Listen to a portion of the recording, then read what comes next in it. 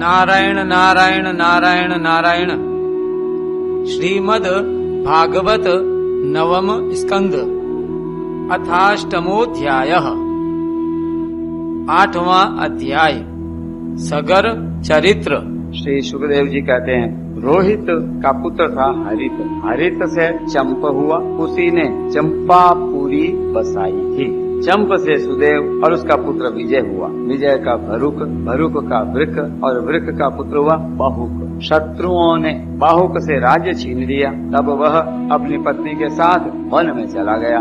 One में जाने पर बुढ़ापे के कारण जब बाहुक की मृत्यु हो गई, तब उसकी पत्नी भी उसके साथ सती होने को उद्यत हुई। परंतु महर्षि औरव को यह मालूम था कि इसे गर्भ है, इसलिए उन्होंने उसे सती होने से रोक दिया। जब उसकी सौतों को यह बात मालूम हुई तो उन्होंने उसे भोजन के साथ गर्भ विष दे दिया। परंतु गर्भ पर उस विष का कोई प्रभाव नहीं पड़ा, बल्कि उस विष को लिए हुए ही एक बालक का जन्म हुआ, जो गर के साथ पैदा होने के कारण सगर कहलाया। सगर बड़े यशस्वी राजा, सगर चक्रवर्ती सम्राट थे। उन्हीं के पुत्रों ने पृथ्वी खोदकर समुद्र बना दिया था। सगर ने अपने गुरुदेव औरव की आज्ञा मानकर तालजंग, यवन, शक, हय और बर्बर जाति के लोगों का वध नहीं किया, बल्कि उन्हें विरूप बना दिया।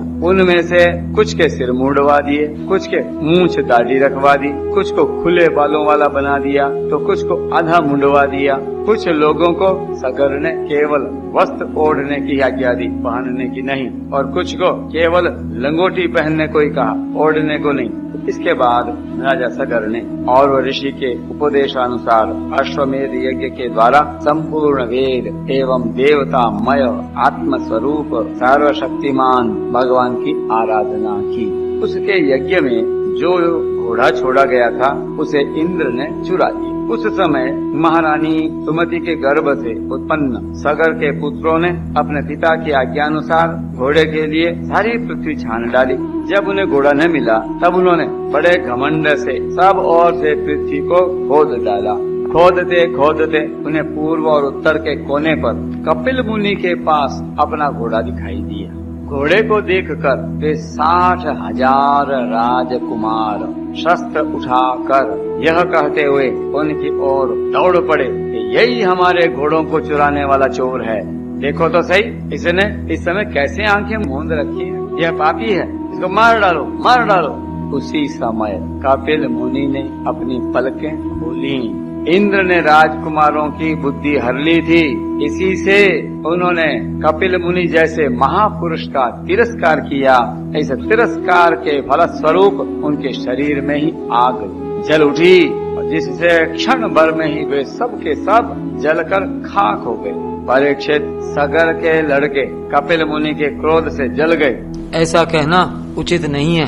वे तो शुद्ध सत्वगुण के परमाश्रय हैं। उनका शरीर तो जगत को पवित्र करता रहता है। उनमें भला ये क्रोध रूप तमोगुण की संभावना कैसे की जा सकती है? भला कहीं पृथ्वी की धूल का भी आकाश से संबंध होता है?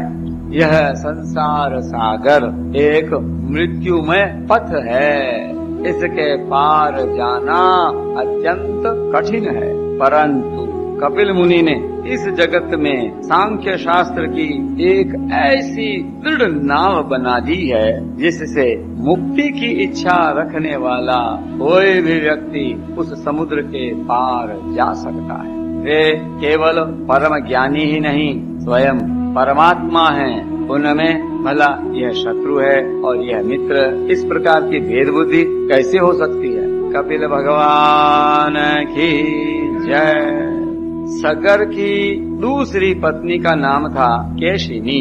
उसके गर्भ से उन्हें असमंजस नाम का पुत्र हुआ था। असमंजस के पुत्र का नाम था अंशुमान। वह अपने दादा सगर की आज्ञाओं के पालन तथा उन्हीं की सेवा में लगा रहता। असमंजस पहले जन्म में योगी थे। संग के कारण वे योग से विचलित हो गए थे, परंतु अब भी उन्हें अपने पूर्व जन्म का स्मरण बना हुआ था, इसलिए वे ऐसे काम किया करते थे जिनसे भाई बंधु उन्हें प्रिय न समझे। वे कभी कभी तो अत्यंत निंदित कर्म कर बैठे थे और अपने को पागल सा दिखलाते, यहाँ तक कि खेलते हुए बच्चों को सरयू में डाल देते। इस प्रकार उन्होंने लोगों को उद्विग्न कर दिया था। अंत में उनकी ऐसी करतूत देख कर पिता ने पुत्र स्नेह को तिलांजलि दे दी और उन्हें त्याग दिया। तदनंतर असमंजस ने अपने योग बल से उन सब बालकों को जीवित कर दिया और अपने पिता को दिखाकर वे वन में चले गए।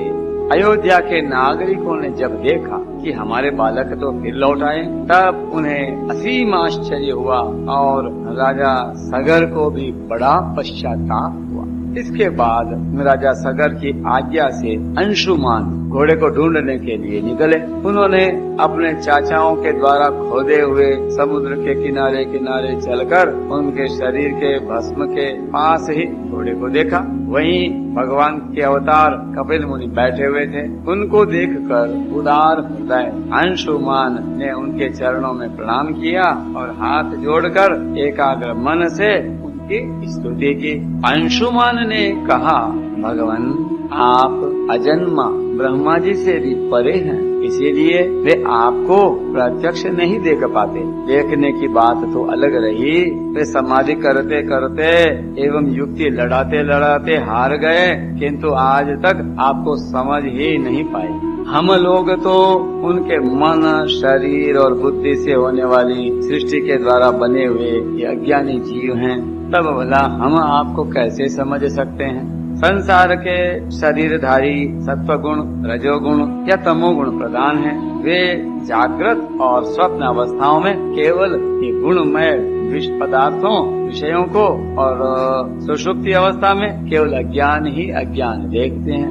इसका कारण ये है कि वे आपकी माया से मोहित हो रहे हैं। वे बहिर्मुख होने के कारण बाहर की वस्तुओं को तो देखते हैं, पर अपने ही हृदय में स्थित आपको नहीं देख पाते। आप एक रस ज्ञान घन हैं। सनंदन आदि मुनि जो आत्म स्वरूप के अनुभव से माया के गुणों के द्वारा होने वाले भेद भाव को और उसके कारण अज्ञान को नष्ट कर चुके हैं, आपका निरंतर चिंतन करते रहते हैं। माया के गुणों में ही भूला हुआ मैं मूढ़ इस प्रकार आपका चिंतन करूं। माया उसके गुण और गुणों के कारण होने वाले कर्म और कर्मों के संस्कार से ये बना हुआ लिंग शरीर आप में है ही नहीं। न तो आपका नाम है और न तो रूप। आप में न कार्य है और न तो कारण। आप सनातन आत्मा हैं। ज्ञान का उपदेश करने के लिए ही आपने यह शरीर धारण कर रखा है। हम आपको नमस्कार करते हैं। प्रशांत माया गुण कर्म लिंग मनाम रूपम सदसद विमुक्तम ज्ञानोपदेशाय गृहीत देहम नमामहे त्वाम पुरुषम पुराणम। प्रभो, यह संसार आपकी माया की करामात है। इसको सत्य समझकर काम, लोभ, ईर्ष्या और मोह से लोगों का चित्त, शरीर तथा घर आदि में भटकने लगता है। लोग इसी के चक्कर में फंस जाते हैं। समस्त प्राणियों के आत्मा प्रभो, आज आपके दर्शन से मेरे मोह की वह दृढ़ फांसी कट गई जो कामना, कर्म और इंद्रियों को जीवन दान देती है।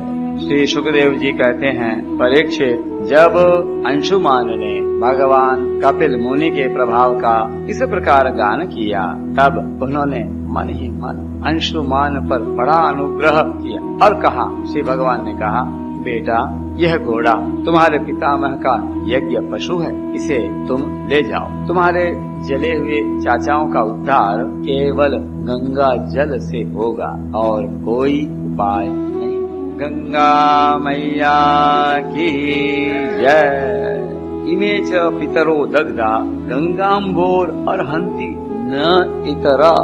अब अंशुमान ने बड़ी नम्रता से उन्हें प्रसन्न करके उनकी परिक्रमा की और वे घोड़े को ले आए। सगर ने उस यज्ञ पशु के द्वारा यज्ञ की शेष क्रिया समाप्त की। तब राजा सगर ने अंशुमान को राज्य का भार सौंप दिया और वे स्वयं विषयों से निष्क्रिय एवं बंधन मुक्त हो गए। उन्होंने महर्षि औरव के बतलाए हुए मार्ग से परम पद की प्राप्ति की। नारायण नारायण नारायण